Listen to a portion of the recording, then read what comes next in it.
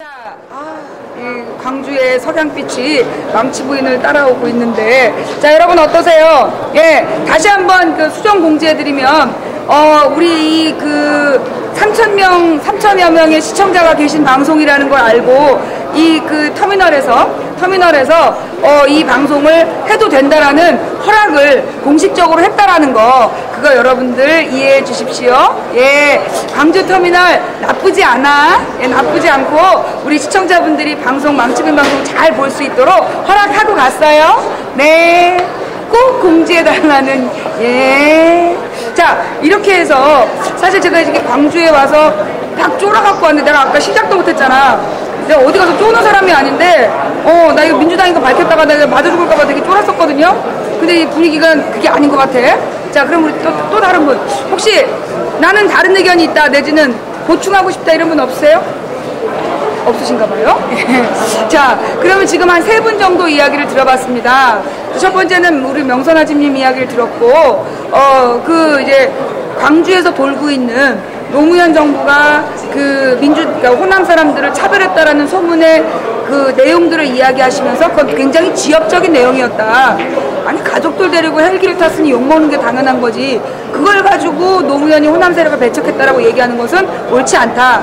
그리고 호남 전체로 봤을 때는 노무현 대통령 정부에서 그렇게 다른 정부보다 유달리 호남을 배척하지 않았다라는 말씀을 해주셨고요. 두 번째로 나오신 우리 라이브 카페 사장님께서는 라이브 카페 오신 손님들, 체육대회, 그 다음에 사우나에서 만난 사람들의 이야기를 전해주시면서 대부분의 유권자들은 문재인에 대한 신뢰와 지지가 높다라는 말씀을 해주셨고, 그리고 이 문재인 TV가 좀 더 재밌었으면 좋겠다라는 이야기와 더불어서 문재인, 그 다음에 너무나 이 단일화 때문에 끌려다니지 마라 라는 이야기 해주셨고, 그 다음에 문재인 캠프에서는 신명나는 선거운동을 했으면 좋겠다. 그리고 민주당 내부에서 잦은 분란은 표시하지 말았으면 좋겠다 라는 이야기를 해주셨고요. 젊은 도연아빠께서는 이 30대부터 50대까지 여성분들을 상대로 의료업을 하고 계시는데 지지율이 반반이다. 안철수 문재인이. 근데 안철수를 지지하는 분들은 뭔가 바뀌었으면 좋겠다라는 요구다. 그러나 문재인이라는 사람이 안철수하고 문재인의 공약을 비교해 봤을 때 문재인은 내용이 많고 약속을 지킬 사람으로 보인다 라는 말씀까지 제가 정확히 정리한 건가요? 예. 자, 지금 시간 5시 15분. 예, 여기 아까 3시에 방송 시작해가지고 지금 한 2시간 반 정도를 방송을 했는데요. 네, 나는 안철수 찍는 사람 못 봤는데 그러시군요. 네, 지금 이곳에 아까 보니까 직원이 저 노점상인 줄 알고 나가라고 그런 것 같아요. 왜냐면 지금 상황이 이렇게 바닥이 이렇게 생겨갖고 시장 바구니 들고 막 생긴 건 투명하게 생긴 아줌마가 뭔가 바닥에다가 뭐 이렇게 막 이렇게 늘어놓고 떠들고 있으니까 노점상인 줄 알고 가라고 그런 것 같아. 예, 저 노점상 아닙니다. 예. 그리고 공식적으로 여기 이곳 여기 광주 버스터미널에서 망치부인의 방송을 허락하셨다는 거, 예, 그거 좀 이해해 주시고요. 예, 자, 어떠세요? 여러분 방송 보시는데,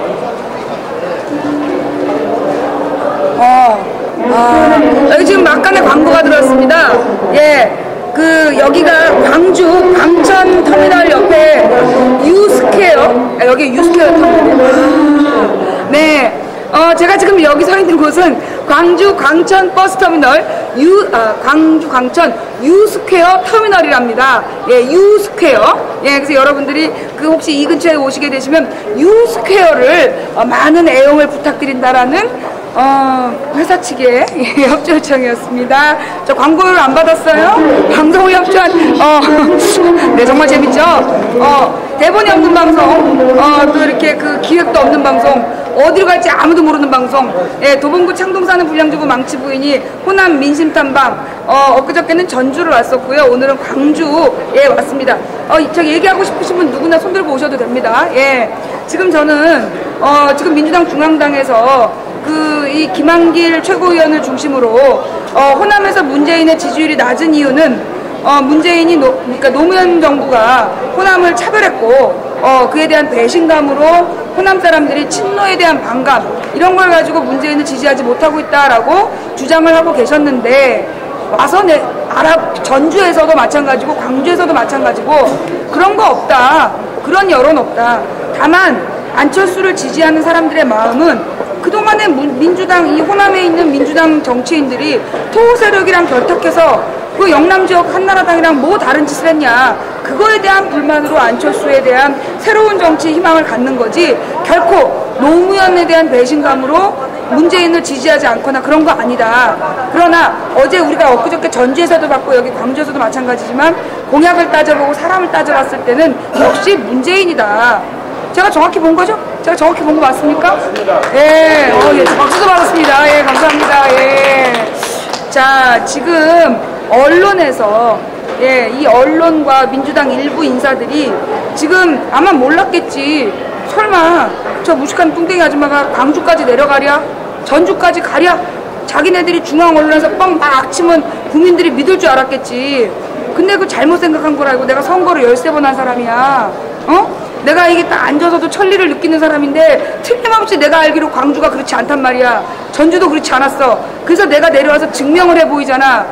아이고, 어저께 사표 쓰셨는데 오늘 술이 되셨는가 참 궁금하네. 예, 이왕 사표 쓰신 거 조국을 위해서 이제 편안히 쉬셨으면 좋겠어요. 대선 때까지 안 보였으면 좋겠네.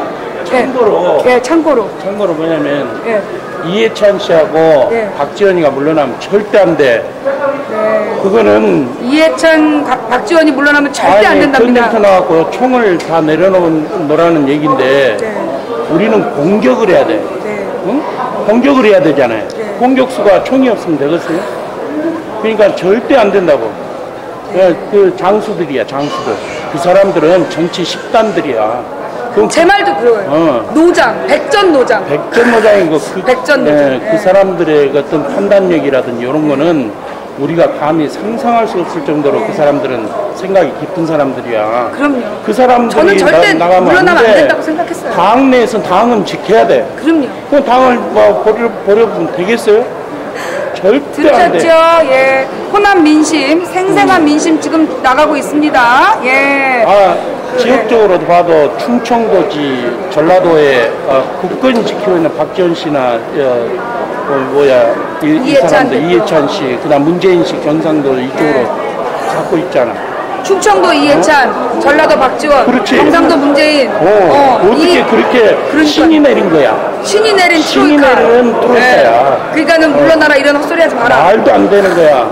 들으셨나요? 예. 이해찬 씨하고 하여튼 박지원 씨는 아주 그냥 튼튼히 지켜가지고 아주 그냥 맹공격을 해야 된다고. 맹공격. 예. 광주의 민심입니다. 혹시 또 다른 의견 가지신 분 없으신가요? 아니면 또 보충해 주시고 싶은? 예. 집에서 방송 보다가 왔어요. 그냥 들으려고. 근데 집에서 좋은 거 들고 싶었는데 아니에요. 너무너무 감사합니다. 그래가지고 불이하게 온 거예요. 예, 저기 잠깐만. 우리 이쪽으로. 아니 저는 특별히 뭐 말할 건 없고. 그래도요. 근데 워낙에 방송님 좋아하니까. 우리 저기 미녀 시청자가 나타났어요. 아니, 예. 근데. 우리 방은 시청자가 이렇게 미녀야. 내가 멀리 서야 돼. 예. 자, 우리 미녀 시청자님 닉네임이 어떻게 되시나요? 미라클이에요. 예? 미라클님. 저는 새 행동을 했었는데. 저는 특별히 뭐 할 말은 없고 그냥 워낙에 그 방송을 좋아하다 보니까 그래서 항상 너무 감사합니다. 그 우리 미라클님 여기 광주 분이시죠? 네. 그러면 주변에 있는 분들 분위기는 어때요? 정말 이렇게 안철수, 문재인 반반? 글쎄요, 제가 느끼는 바로도 생각에도 저도 굉장히 지지하는 분들 이제 방송을 보면서 문재인의 지지를 하는 편이긴 한데 보니까 안철수 지지율도 생각보다 있다. 오히려 제 주변에 그 지인들도 그런 거를 좀 오히려 많이 놀랐어요. 예. 그런 거 어느 정도예요, 비율이? 반반이에요? 아니면 안철수가 더 많다? 아니면 문재인이 더 많다? 글쎄 이렇게 말하면 좀 그렇겠지만 안철수의 생각 후보가 이렇게 지지하는 상당히 지지율이 높다. 네. 그러면은 지금 나이대가 한 30대? 아니요, 40대시고. 그리고 그 주변에서 만나시는 분들이 비슷한 나이대? 예, 그렇지. 그리고 여성분들을 봤을 때는 남자분들. 무슨 일 하시는 거예요? 저요? 네. 예, 저는 지금 직장 다니다가 관광상인들 쉬고 계시고. 네. 그러니까 그 같은 직장에 계시던 분들이 그런 분들이다? 네. 직장을 통해서 만난 분들. 네. 그러니까 그게 이제 50대, 60대까지예요? 아니면 40대 미만이에요? 40대, 예, 그 40대 딱 그분이 예, 그 예. 광주 지역의 40대 중에 안철수 지지율이 생각보다 있다. 예. 그렇게 문재인이 압도적이지 않다. 예. 저는 그러면 그 안철수를 지지하시는 분들의 심리는 어떠신 것 같아요? 제가 심리까지요? 아니 저는 그냥 뭐 어떻게 보면 민주당이 여기가 그 광주의 어떤 톱밥이라고 할 수 있잖아요. 예. 근데 그렇게 안철수를 지지하는 거 보고서 좀 많이 놀랬고 생각으로 저는 그냥 당연히 그냥 민주당이고 그냥 문재인 그 후보님에 대한 어떤 생각이라는 게 예, 사고가 저는 좀 좋다고 생각해서 저가 맞다고 생각해서 그렇게 지지를 하는 편이었는데 네. 또 의외로 안철수 내가 우리가 부르잖아요. 검증되지 않는 분이라고 많이 네. 부르잖아요. 네. 그런 부분에서 많이 지지하는 거 보고 좀 근데 지지하는 사람들 마음이 있을 거 아니에요? 어떤 면 때문에 지지한다. 글쎄 그때 뭐 예전에 TV에서 그 나오셨잖아요. 그 무릎팍도사? 예, 그 이후로 많이 그분을 지지하시는 것 같기도 하고 제가 세세한 잘 모르시고. 네. 그놈의 무릎팍도사 그냥 무릎을 확 끊어버리든지 해야지. 여튼 너무나 반가웠어요. 아, 그래요. 너무. 그런데 기분 촬영은 맞나요? 예? 방송 기분인데 촬영은 없는데. 아니 그래도 뭐 빨리 그 기념 촬영하고 예. 네, 아 이따가 저기 다 끝나고 나서 그 남으신 분들은 포토타임을 갖습니다. 아, 그런가요? 예예예. 좀 기다리다가. 예, 좀만 기다리시면 예. 바쁘시면 미리 찍고 가시고요. 네. 자 이렇게 해서 이번에는 여성분 예 젊은 40대 여성분이 그 주변에 그 안철수를 지지하는 분들이 생각보다 있더라. 문재인이 압도적이진 않다. 도리어 저기 우리 미라클님 주변에는 40대 여성 중에 안철수 지지 남성들도 마찬가지고 안철수 지지가 더 높더라. 근데 왜 지지하는 것 같냐? 무릎팍 도사. 삼성 캠코더가 겁나나봐. 막 초점을 잃고 있어. 기절하려고 그런다. 예. 그놈의 무릎팍도사 때문에. 예. 이 교과서를 읽은 중고생들과 무릎팍도사를 본 40대들의 압도적 지지를 받고 계신 안철수 후보. 예. 근데 이제 공약을 과연 읽어보고, 어떤 마음이 들지 한번 지켜봐야 되겠죠. 예. 안철수는 TV와 언론이 만든 거품임. 예.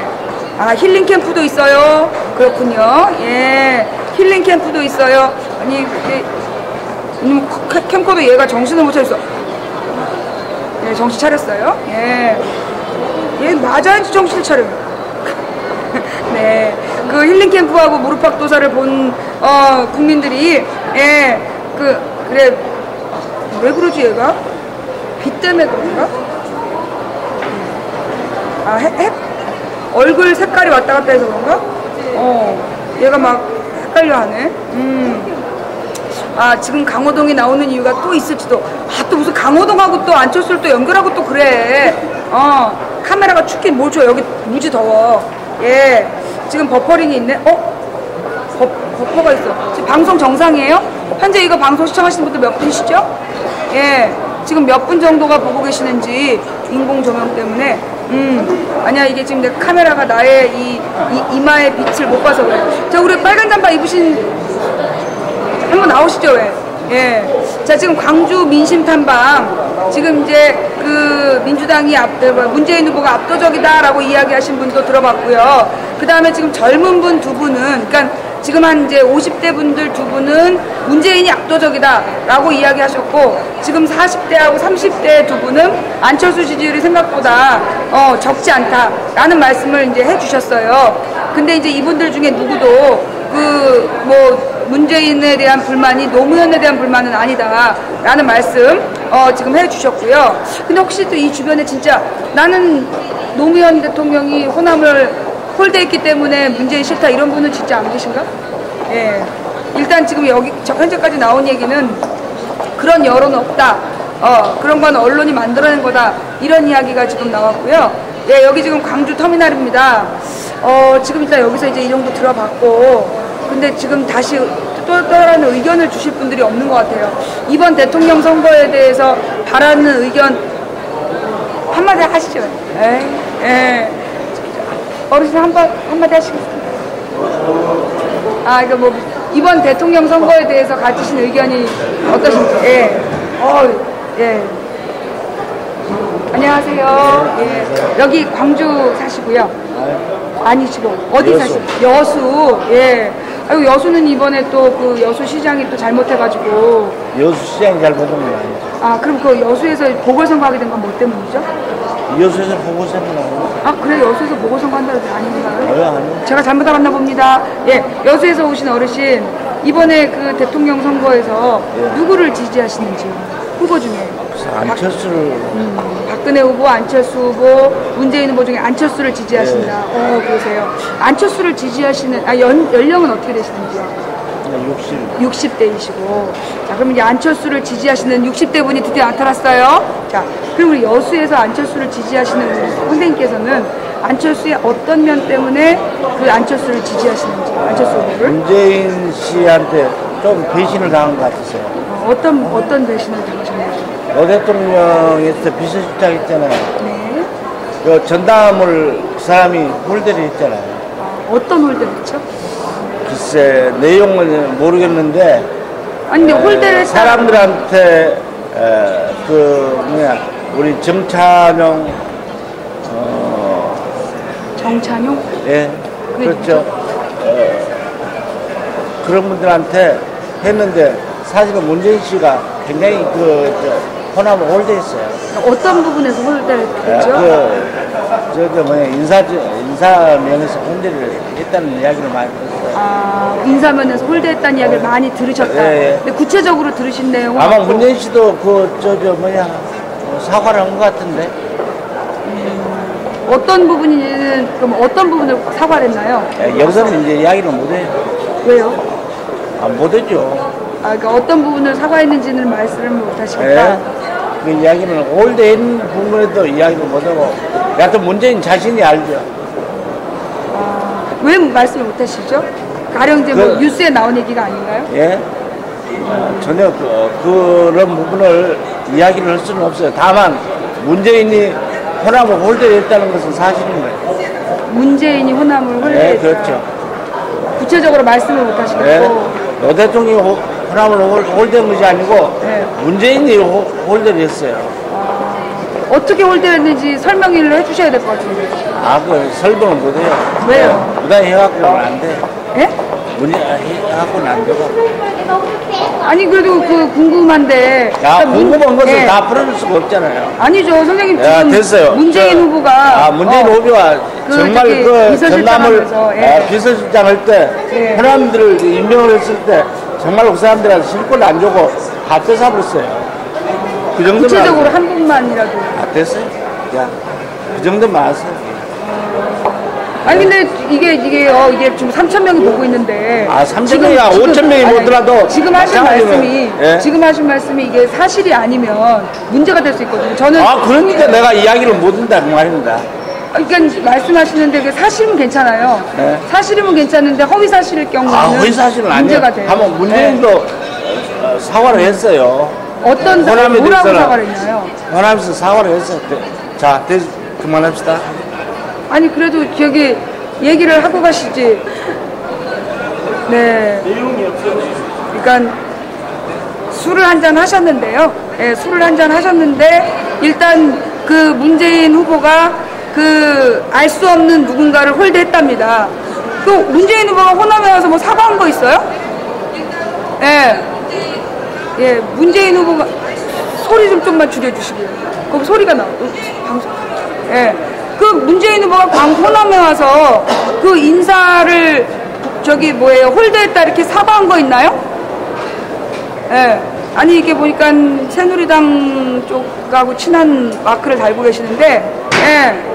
여기가 이제 이정현 그 새누리당 후보의 지역구잖아요. 예. 아니, 근데 어떤 사과를 했나요? 사과 내용이 뭐였죠?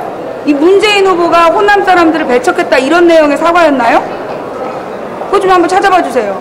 예. 이 빨간 동그라미 이거 세 개 새누리당 쪽하고 친한 마크는 마크인데, 사과의 내용이 뭐였죠? 사과한 적 없죠? 저는 한번 뉴스 좀 찾아봐봐.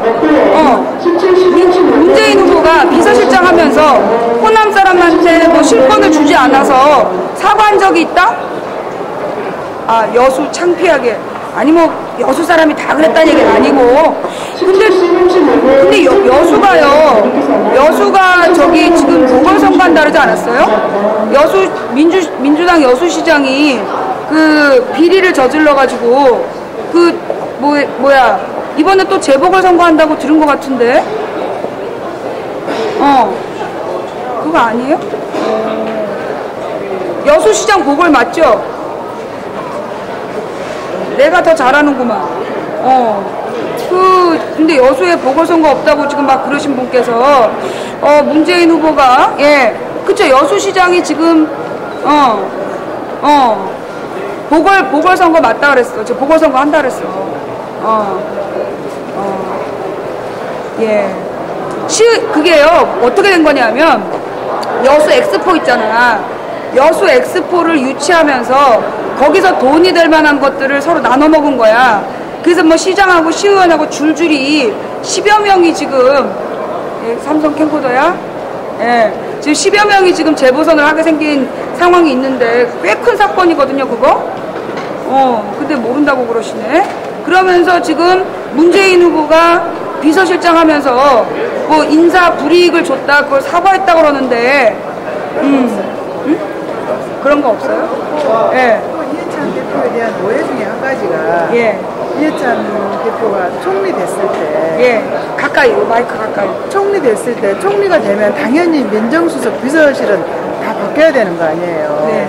근데 이해찬 총리가 총리 되기 전에 민정수석이 그러니까 총리실 민정수석이 호남 사람이었어요. 근데 총리가 바뀌면 당연히 민정수석은 기본적으로 바뀌어야 되는 거 아니에요. 근데 그것도 호남 홀대에 했다는 거야, 이게. 그런 수석이 바뀌는 것을. 총리가 바뀌어서 민정수석이 바뀌는 것을 이해찬이가 호남 홀대에 했다고. 이야기한다. 네. 그리고 아까 이야기한 것처럼 무슨 저 문재인 후보가 네. 여기 호남에서 뭐 인사 불이익을 줬다고 사과한 적은 사과한 없다. 적은 없어요. 아는 한은 없어요. 예. 네. 일단 방금 이제 술을 한 잔 드셔서 정확한 정보를 얘기를 못 하신 것 같아요. 예. 그리고 이렇게 여수에서 일어난 큰 보궐선거 얘기도 잘 모르시는 것 같고 그러시는데 문재인이 말할 수 없는 인사비리는 있다라고 주장을 하고 가셨어요. 예. 시장 아니고 시의원들이다. 시장하고 시의원들이 같이 하는 걸로 알아요. 예, 시장하고 시의원들이 같이 걸린 걸로 압니다. 예. 아니야. 그러니까 이 여수가요, 여수시장이 한번 바뀌었을 걸 아마? 한번 바뀐 상태에서, 지난번에도 무슨 보궐로, 그러니까 그때도 여수시가 지금 반복된 비리예요, 이게. 반복된 비리인데, 그 반복된 비리가 여수 엑스포 때문이야. 여수 엑스포 때문에 시장하고 시의원들이 10몇 명이 연루된 대형 비리 사고가 터졌어요. 그래서 벌써 한번 책임을 졌고 다시 뽑았는데 또 문제가 생겼던가 하여튼 그래서 여수 지역에 지금 민주당에 대한 반감이 굉장히 강하다. 이런 얘기를 제가 들었는데 모르고 계시는 거예요. 네. 시의원 이번에 선거. 전 시장이 오연습 시장이. 여수에. 지금은 아니고. 이번 총선 전에 전 여수시장이 보궐선거로 바뀌었고. 바꾼 거야? 아마 선거 안 바꿨어요. 네, 선거를 했고, 그 다음에 이번엔 시의원들이 대거 연루된 게 밝혀져가지고. 전에다. 네, 네. 바로도 안철수 처가가 여수. 그러니까 정리하면 여수 엑스포 때문에 시장하고 시의원들이 10여 명이 지난 총선 전에 다 바뀌고 이번에 또 무슨 시의원 하나가 걸려서 또 보궐선거를 하는데 여수가. 근데 이제 지금 저 여수분은 안철수를 지지하시는 이유가 안철수 씨의 부인이 여수 사람이다. 그래요. 그래서 호남의 사위, 예, 안철수, 예, 다 이유가 있는 거죠. 예. 아유, 왜 정숙 씨는, 예, 정숙 씨는 왜 전라도에서 태어나지 않았을까요? 예, 하여튼, 사실은 이제 저도요, 제가 민주당 당원인데요. 제가 17년째 민주당 당비내는 당원입니다. 예, 17년째 민주당 당비내는 당원인데, 저도 서울에서 태어났고, 우리 엄마는 충청도, 아빠는 경기도, 그 다음에 우리 신랑은 경상도예요. 예, 경상도 출신 그 민주당 시의원인데, 그 뭐 꼭 민주당이 무조건 전라도다. 또 전라도는 무조건 민주당이다. 그거는 깨져야 돼요. 그거는 깨져야 되고, 그게 왜 깨져야 되느냐. 아까 이제 또 다른 분 나올 때까지. 사실 제가 이제 서울에서 민주당 활동을 하면서 가끔 정말 당황스러운, 이번에 안철수 지지를 선언한 장성환 의원이라는 분 계시잖아요. 전 의원. 예. 그분이 옛날에 의정활동하면서 막 졸다 일어나가지고 네티즌은 몽땅 다 이상한 사람들이다 막 이러면서 실명제 그거 주장하시고 그랬던 분이잖아요. 얘가 캠코더가 왜 이러니? 아니 어저께 전북에서는 캠코더를 다운시키더니 오늘은 또 이렇게 초점을 그런 사람이 지금 안철수와 함께 새로운 정치를 한다고 지금 얘기를 하고 있는 거예요. 그 다음에 이제 열린우리당 의원으로 뽑힌 사람이 한나라당 의원들이랑 다 같이 우르르 해가지고 그걸 뭐라지? 일본 자위대 창설 기념식에 간 거 아닙니까?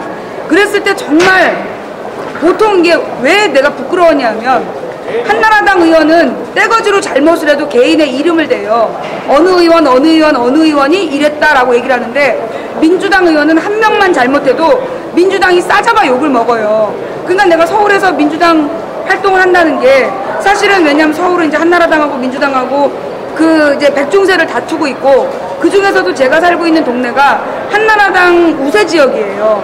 그런 상태에서 민주당 의원 누가 이거 호남에서 실수 한번 했다 뉴스에서 도배를 하게 되면 우리는 그대로 이제 또 남편도 정치인이기 때문에 그냥 표가 후덜덜인 거야. 그러다 보니까 내가 그럴 때마다 굉장히 짜증이 나고 도대체 이 호남 지역의 민주당 의원들 뭐 하냐 그랬는데 제가 그래서 딱 분석을 해봤어요. 몇 명이거냐. 그럼 호남의 민주당 의원들은 100%냐 50%냐 80%냐 따져보니까 실제로 문제를 일으킨 사람은 15% 정도밖에 안 돼.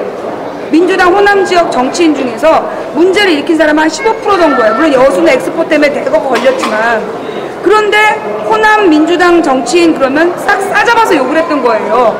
나 역시 그렇게 느꼈어. 호남 민주당 의원들 다 싸잡아서 이상한 사람들인 것처럼 나도 알고 있었던 거야.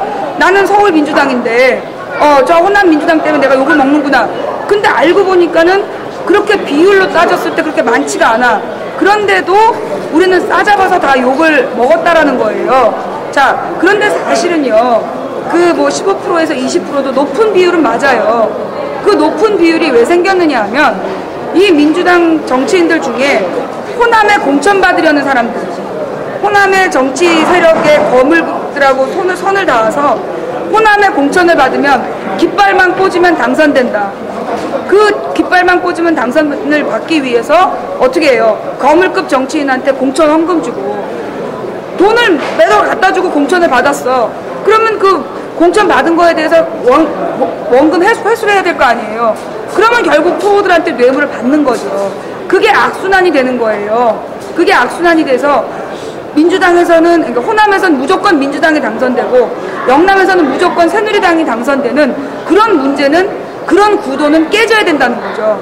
사실 제가 2006년에 그 박근혜 칼침 사건으로 그 지방선거를 치르던 시절에 우리 남편이 그러니까 두 번째 구의원이 될 때까지는 민주당인 게 없었어. 민주당이라는 거 밝히지 않고 그냥 후보가 됐는데 세 번째 구의원에 나왔을 때는 열린우리당 이 어깨띠를 두르고 선거를 치렀어요. 근데 열린우리당 열린우리당 어깨띠를 두르고 있는 선거 운동을 하는 나에 대해서 지나가는 할아버지가 가래침을 뱉는 거야. 내 바지에다가 가래침을 뱉으면서 열린우리당 빨갱이 새끼들, 왜 어디다 여자 얼굴에 칼침을 놓냐고 내 바지에 침을 뱉고 가는 거야. 근데 그 다음에 그 할아버지가 다시 와서 내 운동화에 또 가래침을 뱉었어요. 이제 한나라당 지지자인데 그런 식으로 우리를 막 모욕을 하고 그런 선거운동을 내가 치렀어야 됐어. 그런데 그때 딱 선거를 끝나고 난 다음에 부산에서 한나라당 구의원이 당선이 됐는데 죽은 사람이 당선이 된 거야. 선거 한 달 전에 이미 스스로 목숨을 끊었는데 가족들이 후보 등록을 했고 후보는 단 한 번도 선거운동을 안 했는데 한나라당 후보였기 때문에 당선이 됐어요. 호남에서 무조건 민주당이 당선되는 거 바꿔야 되고 영남에서 무조건 한나라당이 되는 거 바꿔야 되는 거 맞습니다. 그런데 정말 묻고 싶어요. 호남에서 시체가 당선된 적이 있는지, 호남에서 선거운동 한 번도 안 한 시체가 당선된 적이 있는지 없다는 거죠. 무조건 지지라고 얘기하면서 호남은 민주당을 무조건 지지한다. 그러니 호남에서 민주당을 지지하지 말아야 된다고 주장하고 있는데, 솔직히 제가 알고 있기는요, 호남에서 민주당 의원들 선거운동 정말 열심히 하는 걸로 알아요. 예, 제가 알고 있기로 호남에 나온 호남 유권자가 워낙 까다롭기 때문에 호남 정치인들이 선거운동할 때요 정말 바닥을 기어다니면서 선거운동 하는 걸로 내가 알아요. 그런데 그렇게 당선된 다음에 그 기대만큼 못하니까 욕을 먹는 거야. 그런데 어디에는 선거운동 할 필요 없이, 옛날에 그때 그 박근혜 칼침 사건일 때 우리 동네 모 시의원 후보는요 선거운동 중에 골프 치러 갔어요. 박근혜 칼침 사건으로 한나라당이 압도적으로 당선되는 분위기라 우리는 꼭두 새벽부터 밤늦게까지 신발 기창을 몇 개씩 가면서 선거운동할 때 그 사람들 골프 치러 가는 거 봤어요. 그게 차이입니다. 그러면서 지역정당 이야기를 많이 하는데요, 호남이 민주당을 너무나 밀어줬다라고 이야기하는데 영남하고 비교가 안 돼요. 선거운동 안 해도 거기 당선돼요. 영남에서 민주당이 당선되려면요 정말로 피땀 흘려야 당선돼요. 문재인이 그렇게 당선된 사람 아닙니까? 그 문재인이 지금 대통령이 되면 제일 먼저 하겠다는 게 뭐예요? 이 그 지역별로 지역 비례대표를 두겠다는 거 아니에요. 지역별 정당 그 지지율에 따라서 이 호남에서도 그 한나라당이, 그러니까 새누리당이 뭐 30~40%의 지지율을 받으면 지역 비례대표에 새누리당 의원이 나오고, 영남에서도 30~40%의 민주당 지지표가 나오면 그 지역에서도 민주당 의원들이 나올 수 있는, 그래서 지역구도를 깨겠다라고 이야기를 하고 있는 거 아닙니까? 제가 볼 때 이거는요 민주당의 엄청난 개혁이에요. 제가 17년 민주당 당원 생활을 해봐서 아는데요, 옛날에 당대표 뽑으려고 그러면 시골에서 버스 타고 다 올라왔어요. 버스 수백 대가 버스 타고 올라와요. 버스 한 대당 들어가는 돈 100만 원 넘어요. 사람들 당원들 밥 먹이고 버스 대절하고, 밥만 먹이나? 오가면서 술도 먹여야 되지, 간식도 먹여야지. 그러면서 당대표 한 번 되려면 11억이 들었어요. 11억 정도의 돈이 들어야 당대표가 되든 그런 선거를 치르던 당이에요. 그런데 이제 민주당 당대표 어떻게 뽑습니까? 모바일로 뽑습니다. 누구나 신청해가지고 민주당 당대표 누가 했으면 좋겠다 하면 그 사람이 돈 한 푼 안 들이고 당선되는 거예요. 그 왜 당대표가 11억을 돈을 받은 게 문제였냐? 그 돈 어디서 만들었을까요? 국회의원 1년에 세비 다 모아도 1억이에요. 11억을 모으려면 누군가 더러운 걸 받아야 되는 거예요.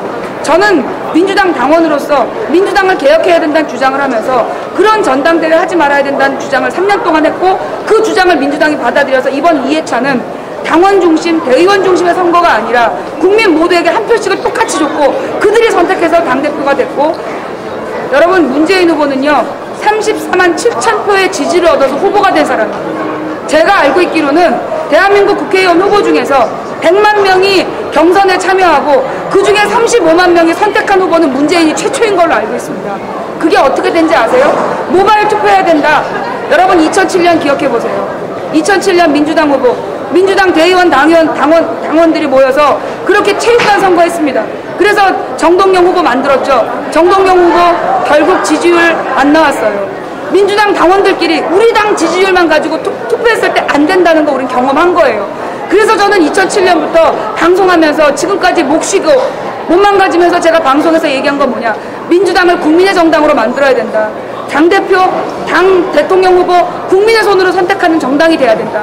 나 17년 당비됐지만 당원, 대의원의 모든 특권 버릴 거다. 나는 똑같이 모바일 투표제랑 똑같이 한 표가 되겠다 라고 얘기했고, 그걸 받아들인 민주당이 민주통합당을 만들면서 이렇게 개혁하고 있습니다. 그런데 있지도 않은 허위사실을 가지고 민주당 내부를 분열시키고 민주당의 그런 노력들은 단 한 차례도 보도하지 않으면서 지금 이 광주에서 아까 그 말도 안 되는 여수 아저씨, 그 여수 아저씨가 얘기하신 거 지금 증거 하나도 없어요. 그러면서 그런 이야기들로 호남 민심이 그렇다, 응? 노무현에 대한 배신감으로 문재인의 지지율이 낮다. 지금 젊은 사람들, 안철수 지지한 사람들도 나와서 그런 얘기 안 해. 호남에서 안철수를 지지한 사람이 있다면 그 이유는 기존의 민주당 정치인들이 바닥을 기면서 선거운동에서 당선된 다음에 입 싹 닫고 그 다음에 재선 받으려고 딴 사람 밑에 줄 서고 그런 행동을 한 것에 대한 불만과 반감으로 안철수에 대한 희망을 갖는 거지, 무슨 노무현에 대한 배신감으로 문재인에 대한 지지가 나죠. 그런 뻘소리를 하면서 뭐 당대표를 저는 다 사퇴시켜야 된다. 이해찬, 박지원 나이 많죠. 예, 박지원 의원 70대예요. 예, 이해찬 의원 이 60대예요. 나이 많죠. 너무 오래 정치했죠. 그런데 지금 대통령 선거까지 40일 남았어요. 대통령 선거 40일 남았는데 이해찬, 박지원 물러나라고 외친 사람들한테 난 묻고 싶어. 그렇게 물러난다면 누구를 선대위장 시키려는 건지, 누가 지금 이 대선판에서 누가 이 당을 가장 카리스마 있게 안정적으로 이끌어가서 정말 승리적인 선거를 할 수 있는 건지, 정말 그걸 묻고 싶어요. 도대체 이해찬, 박지원을 쫓아내서 뭘 얻을 수 있다는 건지, 무엇을 얻기 위해서 당을 흔들고 당 지도부가 총사퇴를 해야 된다. 어제 우상호 의원이 문재인 TV에 나와서 얘기합니다. 우상호 의원이 최고위원이에요. 선거에서 당선된 당 최고위원인데 지금 문재인 캠프에 공보실장하고 있어. 그러면 최고위원회는 최고 지도부야. 공보실장은 그거보다 두세 단계 내려간 거야. 이미 민주당 지도부는요, 그 김한기를 제외한 나머지는 다 바닥으로 내려가서, 바닥에서 최고위원이 공보실장하고 밑으로 내려가서 모든 걸 다 내려놓고 이 선에서 활동하고 있어요. 그런데 도대체 뭘 더 내려놓으라고 전원 사퇴를 외치고 있냐고. 지금 누가 최고위원이라고 누가 무슨 얘기를 한다고. 그러면서 뻥을 뻥뻥 치다가 망치 부인이 광주에 내려와서, 전주에 내려와서 호남 민심 얘기하니까 미치겠지. 그래가지고 지금 컴퓨터가 이 카메라가 정신을 자꾸만 몽롱하게 놓고 있는 거지. 예. 이 여수의 술 먹은 아저씨 때문에 너무나 화가 나가지고, 예. 뭐라고요? 예, 지금 이 자리에는, 예, 그 망치부인 방송을 보는, 예, 이렇게 많은 분들이, 예, 이렇게 많은 분들이 여기 서서 망치부인 방송을 보고 계세요. 이분들이 망치부인의 얘기가 맞지 않다 그러면 전 누구든지, 예, 나와서 얘기 좀 해주시기 바래요. 예, 아까 제가 지금 여기서 한 5분을 만났는데 그 중에 두 분은 유권자 다수는 문재인을 지지하고 있다라고 이야기를 하셨고, 두 분은 젊은 층을 중심으로 해서 안철수에 대한 지지율이 절반이 있다. 그런데 안철수에 대한 지지를 하는 이유가 노무현에 대한 배신감, 이런 여론은 없다. 다만 민주당 기존 정치인들의 그 부정부패 또는 무능함, 그리고 이 호남 지역이 발전하지 못하는 것에 대한, 예, 호남 지역이 발전하지 못하는 것에 대한 불만으로 안철수에 대한 희망을 갖고 있지만 그것이 구체적이지는 않다. 어떤 이유 때문이냐, 왜냐라고 물으면 지금 답변은 없다.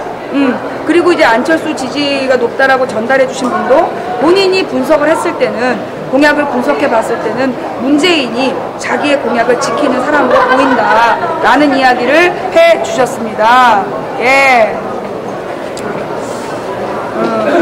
뒤에 조명 때문에, 이 조명 때문에 그렇다.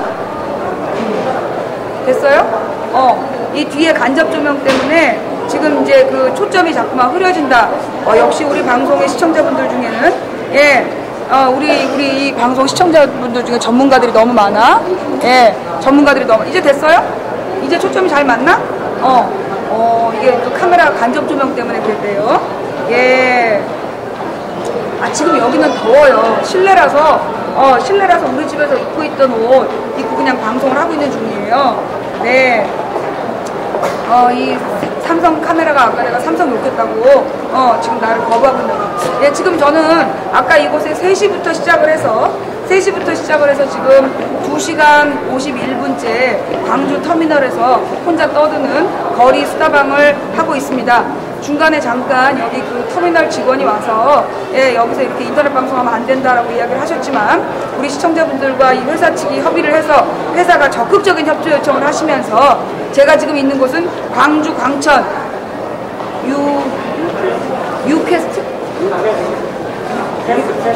유캐스트? 예. 유캐스요? 예. 유캐스 그 터미널에, 예, 와 있습니다. 예. 유스퀘어. 예. 유스퀘어 그 터미널에 와 있습니다. 예. 협조해주신, 그 유스퀘어 관계자 여러분께 감사드립니다. 네. 뭐 시청자들이 더 잘 알아? 네. 그래 나 무식해.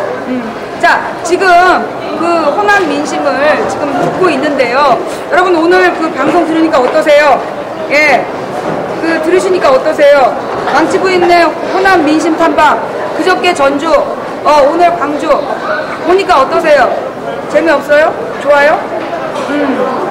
그 호남 민심 때문에 걱정들 많이 하셨죠? 예. 아, 지금 그 광주분들의 이야기를 들어봤는데요. 현재까지 5분이 의견을 주셨어요.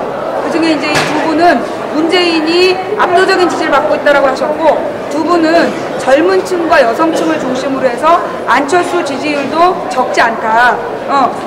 반은 안철수를 지지하고 있다고 얘기하셨고, 그 정체불명의 아저씨께서는 안철수를 지지하는데 문재인이 그 노무현 대통령 때 그 말할 수 없는 누군가를 이렇게 불이익을 줬다라고 얘기를 하신 분이 한 분 계셨어요. 이렇게 여기까지가 그 다음에 이제 안철수 지지하는 사람들이 생각보다 있다라고 얘기하신 젊은층 두 분도 문재인에 대한 불만이 노무현 대통령에 대한 배신감 때문이 아니다라는 이야기를 하셨고요. 예, 그래서 지금 5분 정도를 만나 뵀습니다. 자, 우리 여기 직접 와보기 전에는요, 저도 제가 전주하고 광주하고 지금 2군데를 와봤는데요. 저도 사실은 내려오기 전에, 제가 이게 그저께 전주에 내려오기 전에 호남 민심이 굉장히 심각하다. 대북송금 특검 때부터 쌓인 노무현 대통령에 대한 불만, 이게 문재인 지지율을 떨어뜨리고 있다. 그 다음에 2번째로는 뭔 얘기를 했냐면, 그 호남의 민주당원들이 굉장히 화가 나 있다. 이해찬 지도부에. 이유가 뭐냐면 40년 동안 민주당을 위해 애써온 당원들인데 그들의 한 표와 일반 국민의 한 표를 등가로 놨기 때문에 당에 대한 배신감을 느끼고 있다. 그래서 문재인 지지율이 떨어지고 있다는 얘기를 제가 들었어요. 그래서 제가 너무나 화가 나갖고 그날 전주행을 결심하고 그 다음날 전주 내려왔던 거거든요. 근데 전주에서 그렇게 얘기한 분 한 번도 못 만났어요. 그리고 여기 지금 광주에 왔는데 아까 저기 여수 아저씨 빼놓고는 근데 여수 아저씨도 지금 구체적으로 그런 일을 증거는 없고 다른 광주분들이 그런 일이 없었다. 아까 여수 아저씨 얘기한 거는 그거는 사실이 아니라는 이야기를 하셨고, 그런데 물론 이 광주분들이 그런 생각 하실 수 있거든요. 노무현을 당선시킨 주역인데, 예. 근데 노무현 대통령이 호남에 대해서 차별했다. 그런 생각 하실 수도 있는 거거든요. 정말 그런 의견이 다수인지 제가 궁금해서 왔는데 아직까지는 그런 이야기를 해주신 분이 없습니다. 예. 제가 어저께 전주에서는 4시간을 방송했어요. 5시간? 전주에서 5시간을 방송하고, 예. 그리고 지금 광주에서는 지금 3시간째인데, 내가 옛날에는 건강했어. 근데 이게 선거운동을 10대 번 하면서 트럭을 자꾸 타니까 이게 디스크가 생겨갖고, 이게 출렁출렁 하면서 그거 이렇게 서서 선거운동을 자꾸 하다가 이 디스크가 걸렸어요. 그래가지고 이제 허리가 좀 많이 아파. 근데 또 내가 여기서 앉아서 해봐. 얼마나 건방져 보이겠어요. 근데 우리 신랑한테, 여보, 내가 이렇게 그 캠핑 테이블과 의자를 갖고 가면 안 될까? 그랬더니 우리 신랑이 하는 말이, 그러면 누가 싸가지 있다고 보겠냐고. 고생하는 모습을 보여줘야 사람들이 감동을 한다고. 우리 집 김 사장님, 예, 그래서 저 고생하고 있습니다. 예. 자, 지금 고맙습니다. 예, 지금 다른 의견은 아직까지 제가 듣지를 좀 못했고요. 근데 저는 이제 그런 생각을 해요. 제가 이제 민주당 당원을 이제 해보면서, 그리고 그동안에 언론을 통해서 이 민주당에 대해서 많은 비판들이 있었고, 제가 아까도 말씀드렸듯이요. 예. 한나라당은 당대표가 잘못해도 한나라당이라는 얘기 한마디도 안 나와요. 안상수가 보온병을 포탄이라 그랬다. 정몽준이 광주 5.18 묘역에 화환 보냈다라고 하지 한나라당 당대표라는 얘기 한마디도 안 합니다. 그런데 민주당은요, 민주당 기초의원이 무슨 군의원이 어디서 사고를 치면 민주당 기초의원 부정부패, 비리 고발 이렇게 나와요. 그러면 수천 명의 민주당 기초의원들은요 다 같이 싸잡아 비리 의원이 되는 거예요. 제가 우리 신랑이 도봉구 의원을 할 때 한나라당 의원이 구청 직원을 주름에 폈어요. 그래서 공무원 노조가 들고 일어나가지고 쌩 난리가 났는데 언론에서 단 한 언론도 한나라당 구의원이 공무원 폈다고 쓴 사람이 없어. 다 도봉구 의회 의원이 폈다라고 얘기를 쓰는 거야. 그런데 민주노동당 그 이숙정 의원이 동사무소 가서 뭐라고 항의한 거는 CCTV까지 공개해갖고 민도당 이숙정 의원이라고 써요. 그러다 보니까 민주당 그러면 굉장히 문제가 많은 사람들인 것처럼 우리는 반복적으로 세뇌를 당한 거예요. 여러분, 지금 문재인 후보와 민주당이 싸우고 있는 내용은 투표 시간 연장입니다. 제가 서울에서 선거운동을 하면서 느낀 건데요. 이 선거운동이 새벽에 6시부터 시작돼서 저녁 6시까지 끝나요. 근데 제가 살고 있는 우리 동네에 잘 사는 민영 아파트는요, 투표율이 70%예요. 그런데 78%까지 나왔었어. 근데 13평, 12평, 9평짜리 이 소평수 아파트들이 밀집되어 있는 곳에서는 투표율이 43%야. 그래서 내가 왜 그런지 물어봤어. 꼭두 새벽부터 밤늦게까지 자영업 하시는 분. 그 하루 벌어야 하루 먹잖아요. 그 다음에 주로 정규직으로 근사한 직장 다니는 게 아니라 비정규직 서비스업에 종사하시는 분. 마트에서 일하고 극장에서 일하고 주로 놀이공원에서 일하고 이런 사람들은 투표를 할 수가 없는 거야. 도리어 투표하는 날 더 바빠. 그러다 보니까 자신 청년들의 일자리를 위해서 또는 비정규직의 이익을 위해서 싸워줄 수 있는 권력에 투표할 시간이 없는 거예요. 어떤 분이 내가 정말 거기에서 선거운동을 하는데 와갖고 박수를 친 다음에 시읍비읍 나도 투표하고 싶지만 투표하는 날 일해야 돼서 못한다고. 그럼 정말 투표를 일요일날 하면 어떨까요? 일요일날 왜 투표 안 하지? 왜 꼭 투표는 평일날 하지? 왜 꼭 평일날 하는데 평일날 근무하는 회사가 얼마나 많은지 아세요? 대기업하고요 공무원들만 놀아요. 공공기업하고 대기업만 놀지 일반 중소기업은 일 다 해요. 거기다 보궐선거는요 그나마 법정 공휴일도 아니에요. 그러다 보니까 실제로 젊은 층과 비정규직이나 장애인, 약자들을 위해서 투표할 수 있는 시간이 안 되는 거예요. 사장님, 부장님, 근무 시간에 골프 칠 수 있는 사람들만 투표하러 가는 거예요. 그게 얼마나 심각한 문제인지 아십니까? 그러다 보니까 우리나라 투표율이 87년 이후로 점점 떨어지고 있어요. 87년 투표율 87%였습니다. 88%. 88%가 대통령 선거했어요. 이명박 대통령 역대 최대 지지율을 받았다라고 뻥을 쳤지만 사실 알고 보면 60%대의 투표율이었어요. 대통령 선거인데. 투표율이 점점 떨어지는 이유를 그들은 뭐라고 얘기하냐면 국민들이 정치에 관심이 없기 때문이래. 그게 아니야. 투표하고 싶은데 투표를 못하는 거야. 왜 못해? 여러분 다시 한번 말씀드릴게요. 작년에 박원순 시장 투표를 하는데 아침에 출근하기 전에 투표하려고 꼭두새벽에 준비하고 선거관리위원회에 접속을 했어요. 근데 더 웃긴 건 그날 투표소가 다 바뀌었어요. 서울시 투표소가 다 뒤집어진 거야. 그래서 우리 동네는 어딘가 투표소에 가려고 선관위에 접속을 했는데 다운이 되어 있는 거야, 홈페이지가. 언제? 아침 출근 시간에 10시까지. 아침에 7시부터 10시까지가 다운이 돼가지고요. 투표소 확인을 못했어요. 그래서 투표를 못했어. 그런데 출근하면 6시까지 퇴근됩니까? 부장님, 사장님, 과장님 시키는 심부름 다 하다 보면 야근하고 보통 밤 10시에 돌아오는 직장인들이 어떻게 6시까지 퇴근해갖고 투표를 해요? 투표 못하지. 결국 서울 지역에서 출근 전에 투표하려는 사람들의 투표를 막기 위해서 선관위 직원이 회선 3개 중에 2개를 끊었어요. 일부러 끊었는데 그걸 이 인터넷 전문 회사가 와서 조사를 했어. 그래서 외부에서 디도스 공격을 받은 게 아니라 내부 직원이 3개 중에 2개를 끊었다는 걸 발견했어요. 근데 선관위에서 뭐라고 발표해달라 그랬냐면 외부에서 공격당해서 선관위가 홈페이지 다운이 됐다고 발표해달라고 그래서 그렇게 보도가 나왔어요. 다. 그랬는데 그 조사한 회사가 그게 사실이 아니라는 걸 밝혀버린 거야. 그래서 우리가 알게 된 거예요. 자, 그 다음 그러면 또 이런 얘기를 하죠. 뭐 일찍 퇴근해서 투표해라. 이 경상도 김해에서 보궐선거를 하는데 일찍 퇴근해서 투표하려고 사람들이 투표하러 오는 길목, 퇴근하는 길목의 터널에다가 돈 1억을 주고 차를 동원해갖고 차량을 막았어요. 길을 막았어.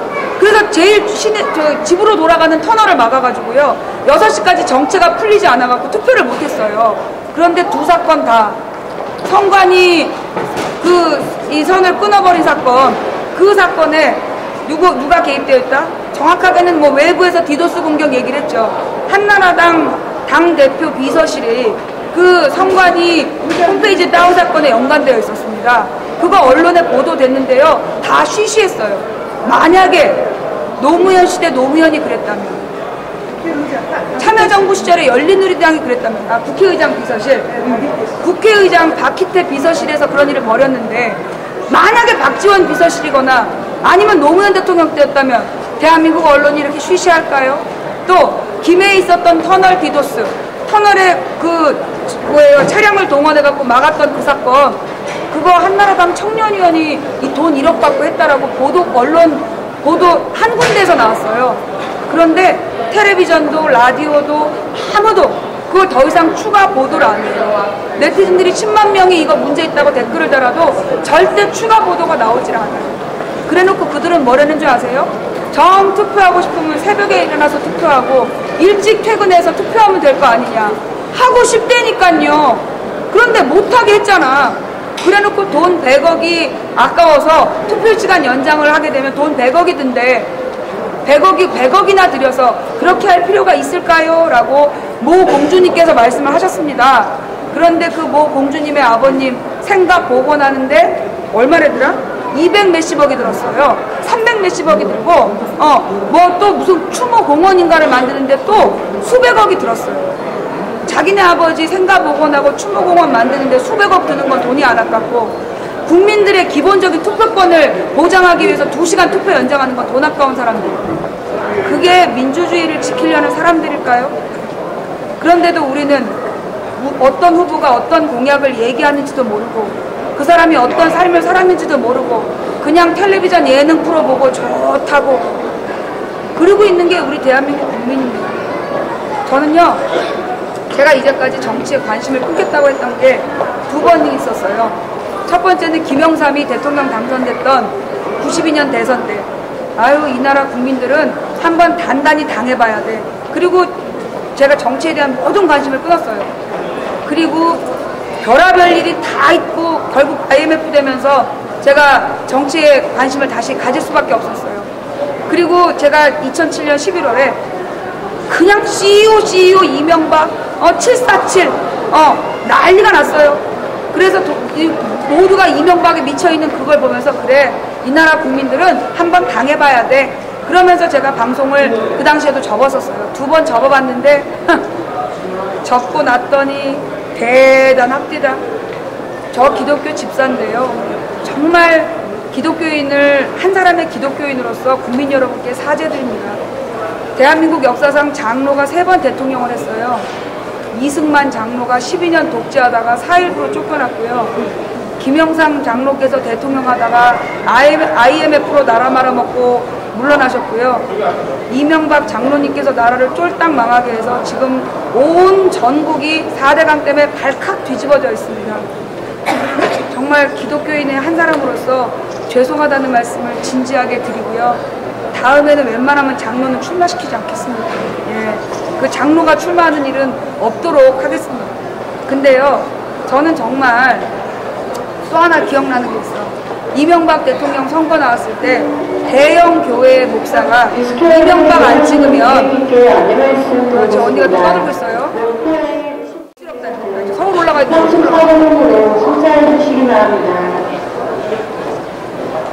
이명박 장로 안 찍으면 생명책에서 지워버리겠다. 뉴라이트 목사님께서, 뉴라이트 성향의 목사님께서 설교 시간에 이명박 안 찍으면 생명책에서 지워버리겠다라고 말씀을 하셨습니다. 이거 분명한 선거법 위반이에요. 그런데 그 당시에 선관위가 아무 문제 없다 그래서 그 목사는 처벌받지 않았어요. 이건 한 사람의 기독교인으로서요, 용서할 수 없는 얘기예요. 생명책이라는 건 정말 종교와 이 신앙에 대한 문제야. 이명박을 찍어야 구원받는다니, 이게 어디서 이런 정말 이 개소리를 하면서 그렇게 대통령 선거를 치르고, 그리고 나서 지금 이 꼬라지를 보면서 그래도 장로님이 대통령이 돼야 된다. 난 대한민국 교회가 다시는 쪽팔려서 그런 얘기 못할 거라는 생각을 해요. 그런데 말입니다. 이 뉴라이트라는 사람들, 저는 정말 우리 국민 여러분들도요, 정말 진지하게 알아야 될 존재라고 생각해요. 이 뉴라이트라는 사람들이 누구냐 하면 1987년부터 8년까지 일본의 도요타 자동차라는 곳에서 돈을 냅니다. 자금을 지원해갖고 서울대 경제학과 교수 2명을 꼬셔요. 그래서 이 사람들더러 우리 대한민국이 자본주의가 근대화된 거는 일제시대다. 일제강점기 때 대한민국이 근대화됐다라는 이론을 만들으라래요.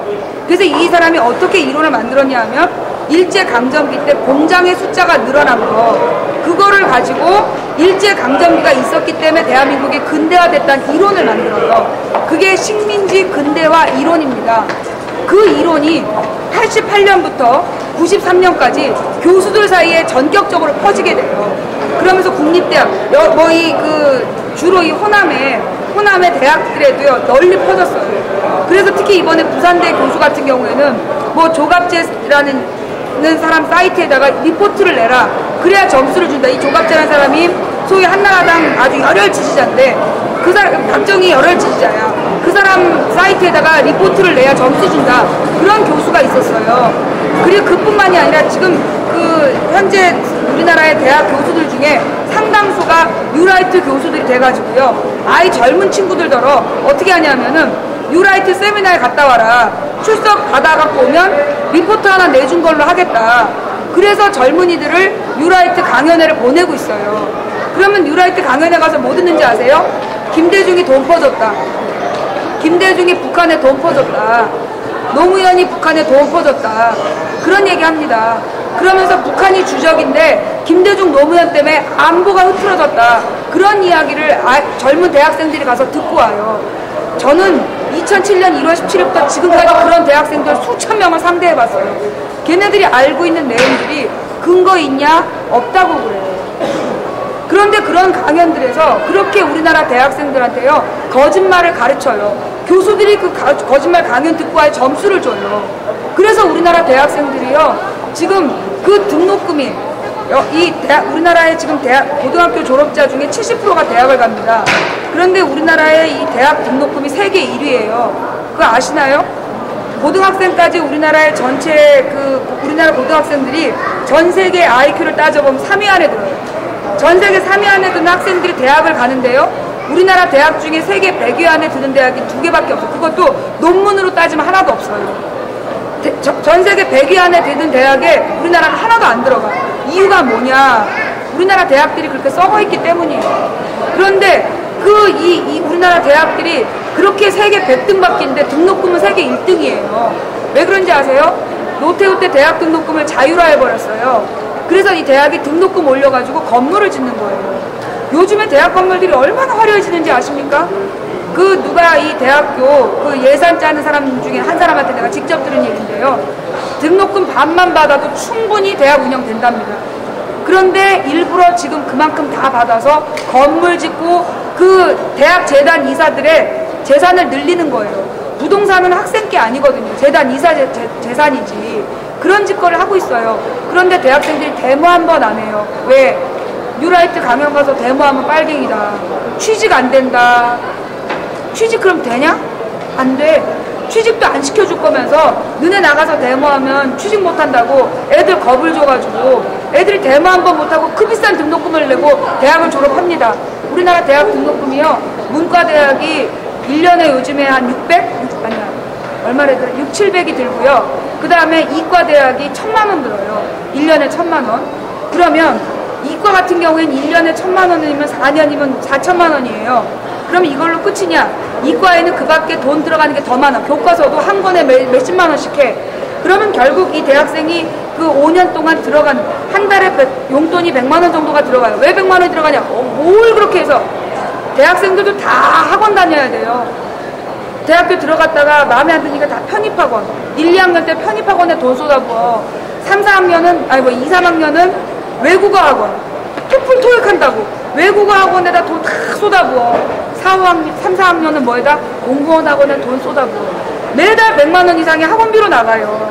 그러다 보면 이 학생들이 1년에 1000만 원 정도가 생활비로 들어간다는 거야. 사교육비 및. 그러면 대학교를 졸업하는데 1억 정도 들어요. 1억을 드는데 그럼 대학 들어갈 때까지 얼마 들까요? 서울에서 좀 산다는 사람들이 평균 사교육비가 월 200만 원이에요. 언제부터? 초등학교 4학년 때부터. 초등학교 4학년 때부터 명문대를 가기 위해서 월 200만 원씩 씁니다. 1년에 2,400만 원이에요. 그러면 200만 원만 해서 몇 년이에요? 3년, 9년이에요. 2,400만 원 곱하기 9년이면 얼마 나올까요? 그 돈을 주고 대학교 가서 1억 가까이 등록금을 내고 졸업했는데 취직이 돼요? 이재호 조카 이런 거 아니면 취직이 안 돼요. 그래서 박이 터져라 공무원 시험에 애들이 목숨을 걸고 달려드는 거야. 그러면 공무원 많이 뽑아? 많이 뽑지도 않아. 공무원 되려면 어떻게 해야 돼요? 외무고시 보려고 준비했던 그 많은 사람들이 외무고시 못 봤어요. 딱 한 명 뽑는 외무부 특채 직원을 누가 외교부 장관 딸이 가서 딱 붙었잖아. 걔가 박사도 아닌데 시험 조건을 바꿔갖고 걔 하나 붙여줬어요. 장관 자식, 국회의원 자식, 그 이재호 자식, 이재호 조카 이런 거 아니면 정규직으로 취직도 안 돼. 여러분 그거 아세요? 또 우리나라 지금 교육이 엉망이잖아. 근데 며칠 전에도 기가 막히게 선생님들이 교권 붕괴됐다고 난리도 아니죠. 여러분 지금 학교에서 정규 선생님들이 줄어들고 있는 거 아세요? 지금 교직, 교편 잡고 있는 선생님들 중에 상당수가 비정규직인 거 아십니까? 이명박이요, 집권에서 제일 먼저 한 일이 뭐냐면 정규직 교사 비율을 줄였어요. 그래서 그만두는 선생님 자리를 정규직 선생님으로 채우는 게 아니라 비정규직 선생님으로 채워요. 왜? 교사들에게 제대로 정규직 월급 주는 거 아까워갖고.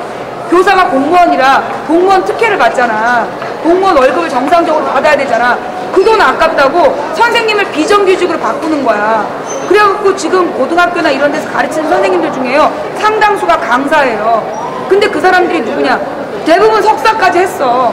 석사까지 하고 외국어도 잘하는 정말 스펙 좋은 최고의 성적을 가진 선생님들인데요 강사예요. 왜? 이명박이 정규직 선생님을 없애가지고. 그래서 사범대 교육대 지금 난리가 났어요. 그러다 보니 이 선생님들이요 멘붕이 온 거야. 그렇게 돈 들여서 교대 4대 나와가지고 그렇게 돈 들여서 드디어 발령받고 왔는데 임시직이야. 근데 앞으로 정규직 안 뽑는데. 그래갖고 애들한테 선생님들이 막 신경질 내고 뭐 집어던지고. 그래서 애들은 또 뭐래죠? 저 선생 생리 중인가 봐. 그게 우리 집 앞에 있는 고등학교에서 실제로 벌어진 일이에요. 대한민국이 정말로 잘못돼 가고 있잖아요. 그러면 여러분 이 모든 일들 그러면 가난은 나라님도 구제 못한다 개뻥입니다. 가난은 나라님도 구제 못한다는 거 개뻥이에요. 우리나라 10대 재벌들이 1년 동안에 벌어들인 이익이 얼마인지 아세요? 160조요. 160조면요 우리나라에 만들 수 있는 정규직이요 몇백만 자리예요. 몇백만 정규직의 월급으로 줄 수 있는 자리예요. 아이들 무상급식 이야기, 무상급식 때문에 애들이 굶고 있다 난리도 아니죠. 지랄 연병이 났죠. 그런데 말입니다. 고등학교부터 대학교 애들까지 무상급식 점심 한 끼 주는데 2조 원이면 돼요. 재벌들한테 22조 원 세금은 깎아줘도 애들 밥 먹이는 거 2조 원 아깝다는 게 이명박 정부예요. 어떻게 하실 겁니까 국민 여러분? 예? 지금 또 하나 내가 여기서 가기 전에 한마디.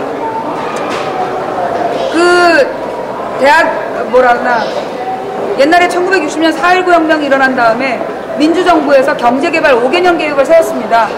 경제개발 5개년 계획의 핵심 내용이 뭐냐 하면 영남 지역에는 중화공업단지를 육성하고 수출산업지대를 만들고 이곳 광주 전남에 섬유 제조업을 유치한다.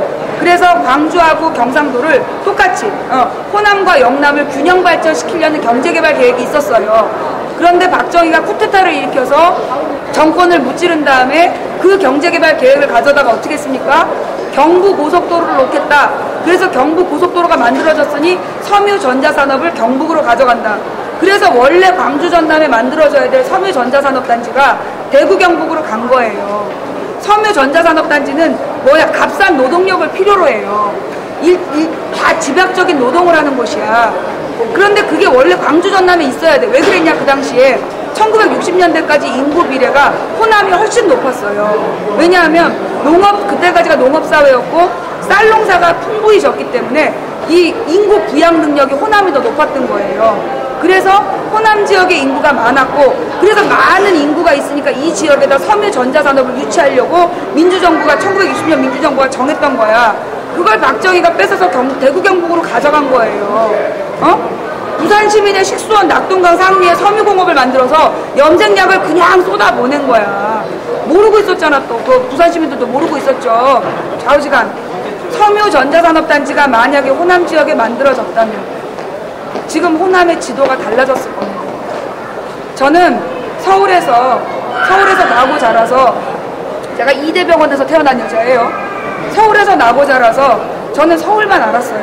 그러다 대학교 때 처음으로 여기 전라북도 순창으로 농화를 와서 보니까, 와, 시골은 진짜 못 사는구나. 도로 포장도 안 돼 있구나.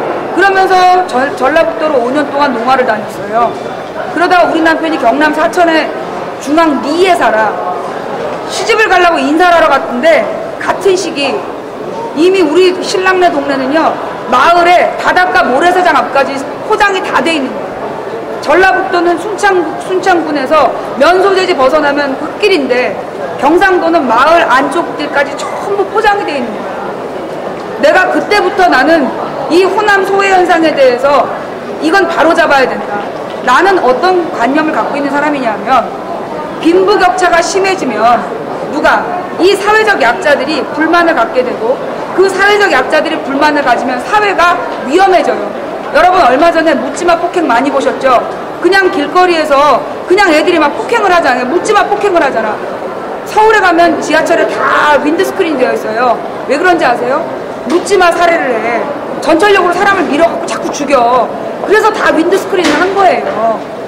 그런 것처럼 요즘에 서울 지역에 그 CCTV가 막 늘어나는 이유가 묻지마 폭행이 늘어나기 때문에. 왜 그런지 아세요? 절망감 때문에. 아무리 노력해도 취직할 수 없는 젊은이들이, 아무리 노력해도 방한간 얻을 수 없는 젊은이들이 그 고통과 절망을 견디지 못해 그런 범죄를 저지르는 거예요. 그래서 사회는 그런 불만으로부터 사회를 지키기 위해서 사회 안전망이라는 걸 둬야 돼요. 사회 안전망이라는 걸 두 글자로 뭐라 그래요? 복지라고 해요. 복지 정책은 무노동 무임금 거짓말이에요. 무노동 무임금, 일하지 않고 놀고 먹으려는 사람들한테 주는 게 복지다. 개소리입니다. 복지는 사회 안전망이에요. 단지 대한민국에 태어났다는 이유만으로 굶어 죽지 않고 희망을 갖고 살 수 있다는 사회적 안전망, 그게 복지예요. 그런데 노무현 대통령 때 복지를 이야기하면 빨갱이라 했어요. 맨날 민주당은 복지 얘기하고 분배 얘기한다. 저 빨갱이 새끼들, 공산주의자들. 그래서 이명박 정부 5년 동안 어떻게 됐습니까? 우리 젊은이들의 삶은 더 피폐해졌고요. 교육 환경은 엉망이 됐고요. 환경은 박살이 났어요. 산업구조도 엉망이 됐어요. 왜냐? 여러분, 이거 내 마지막으로 그 얘기만 하고 갈게요. 말이 너무 긴데 미안합니다. 얼마 전에 제가 라디오 뉴스를 들으면서 쌍욕을 했어요. 지금 달러 값이 내려간다고, 원화 가치가 올라가고, 우리 돈 원화가 올라가고 달러 값이 떨어지고 있다고 큰일이 났다는 거야. 대기업이 수출을 하는데, 대기업 수출을 해서 이익을 얻으려면 달러가 비싸야 되는데 달러가 너무나 싸졌다고, 그러면서 막 큰일이 났다고 텔레비에 라디오 뉴스가 나와. 그러면서 현대자동차에서 달러가 100원이 떨어지면 얼마나 큰 손해가 나오는 줄 아냐고 막 보도를 하는 거야. 개소리입니다. 왜 개소리인지 아세요? 현대자동차에서 차 만들어서 외국에 수출 안 해요. 왠지 아세요? 미국에 가면 현대자동차 회사가 있어요. 미국 드라마 보면 현대자동차 투싼 그랜저 막 돌아다니니까 어머, 현대자동차에서 만들어갖고 수출하나 봐. 뻥입니다. 미국에 한국 자동차 공장 있어요. 거기 사람들한테 월급 주고 거기에서 만들어서 거기다 파는 거예요. 더 웃긴 게 뭔지 아세요? 그랜저라고 유명한 차 있죠? 우리나라에서 4천만 원의 기본가, 옵션 달면 5천만 원 받는 그 차가 미국에선 풀옵션 2천만 원이에요. 그래서 한나라당 국회의원은요, 우리나라에서 만든 4,500만 원짜리 그랜저 안 타고 미국에서 만든 아제라 갖다 탔어요. 그 사람들이 그런 사람이에요. 자동차 공장 하나가 만들어지면 200개의 부품 공장이 만들어지고 2만 개의 일자리가 만들어진다고. 그 자동차 공장 하나 유치해달라는 걸 기어이 기아자동차 여기서 망해서 나간 거 아닙니까? 일자리를 만들 수 있는데 만들어주지 않는 정부예요. 그러면서 이명박 정부가 왜 우리나라 산업구조를 망가뜨렸냐고 하냐면 이명박 대통령이요, 달러가 들어오면 전부 갖고 국가에서 국고로 다 가져가 버렸어요. 외화를 쟁여놔야 된다. 그러면서 외화가 돈을 많이 벌어왔는데 그 외화를 전부 다 묶어버렸어. 왜? 시중에 외화가 풀리면 그 외화의 달러의 가치가 떨어지잖아요. 달러 가치가 떨어질까봐 그 달러 가치를 1200원으로 맞추려고 외화를 전부 다 해서 우리나라 외환 보유고가 이명박 때 최고였어요. 그게 왜 그런지 알아요? 외화를 비축해서 경제를 살리려는 게 아니라 달러 값 떨어뜨리지 않으려고. 왜? 달러 값이 떨어뜨리지 않아야 대기업이 그 달러로 돈을 버니까. 그런데 달러 값이 떨어지지 않으면 어떤 문제냐? 중소기업은요, 원자재를 사려면 그 비싼 달러를 빚내서 달러를 비싼 돈을 주고 사서 그걸로 원자재를 사와야 돼요. 중국이 산업화가 되면서 원자재 값이요 2배 이상 올랐어요. 그런데 2배 이상 오른 원자재 값을 비싸게 돈을 달러를 바꿔가지고 그걸 사다가 물건 만들어 납품했더니 대기업에서 납품가 언제 준대요? 물건 팔아서 준대. 그동안에 직원 월급은 어떡할 거야? 은행 대출이자는 어떡할 거야? 그래서 중소기업이 다 무너져 내린 거예요. 그런데 가장 기가 막히는 사실은 대기업이요, 중소기업한테 납품가를 정할 때 우리가 이렇게 원자재 값이 올라가고 달러 값이 올라가서 비용이 많이 들었다. 그러니 이 납품값을 좀 올려달라. 그러면 대기업이 뭐라는 줄 아세요? 뭐 사장님, 뭐 다른 기업이랑 같이, 다른 회사랑 같이 공개 입찰 한번 하실래요? 아니면 이대로 가실래요? 그러면 중소기업 사장님은요, 울며 겨자 먹기로 그 돈으로 재계약합니다. 비용은 2배 반이 들었는데요, 울며 겨자 먹기로 그 납품가로 계약을 하는 거예요. 그런데 대기업은 그 물건 팔 때 어떻게 할까요? 비용이 늘어났다고, 원자재 값이 인상됐다고요, 가격 그대로 올려요. 그럼 우리 소비자들은, 그 중소기업 노동자들은 비싼 값 주고 대기업의 제품을 사는 거예요. 그게 이명박 5년 동안 고환율 정책으로 만들어낸 산업 구조에 박살낸 방식이에요. 그런데 우리 국민들 모르잖아요. 아직도 라디오를 틀면 달러 값이 내려가서 대기업의 수출 이익이 줄어들고 있다는 거짓말을 하고 있는데요, 국민들이 너무 어려워서 못 알아들어요. 다시 한번 요점 정리해 드릴게요. 달러 값이 비싸지면요, 우리나라 중소기업이 다 망해요. 우리나라 일자리는 대기업이 많이 만들까요? 중소기업이 많이 만들까요? 중소기업이 일자리 90%를 제공해요. 대기업 일자리 10%밖에 안 돼요. 그런데 90%의 일자리를 제공하는 중소기업이 달러 값이 비싸서 다 망하는 거예요. 그래서 일자리가 줄어드는 거예요. 그러니 그 중소기업이 이윤이 안 남으니까 임금을 줄이기 위해서 자꾸 월급 깎고 정규직 자르고 비정규직으로 하고, 비정규직 자르고 외국인 노동자 데려오고, 그 다음에 외국인 노동자와 한국 노동자 싸움 붙이고. 그게 우리나라 산업구조가 피폐화된 거예요.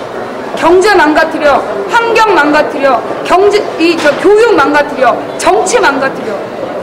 이번 대선은 이 지난 4년 동안의 대한민국의 모두 어그러진 정치를 심판하는 선거가 돼야 됩니다.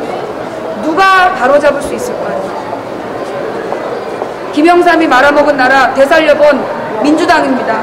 김대중 대통령과 민주당은 김영삼 IMF로 인해서 완전히 망가진 나라 2년 만에 IMF 총재의 자서전에 나와 있어요. 이렇게 빨리 IMF를 극복한 나라는 없었다. 김대중 대통령과 대한민국 국민, 민주당이 해냈습니다. 노무현 대통령은 그 김영삼 대통령이 말아먹은 나라 김대중 대통령이 간신히 살려놓은 거 세계 선진국 11위로 만들었어요. 노무현 대통령 때 우리 앞집 아저씨가 저기 출장을 갔대요.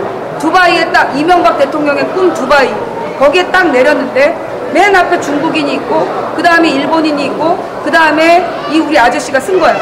근데 앞에 딱 나갔는데 중국인이 나가니까 두바이는 출구가 2개래요.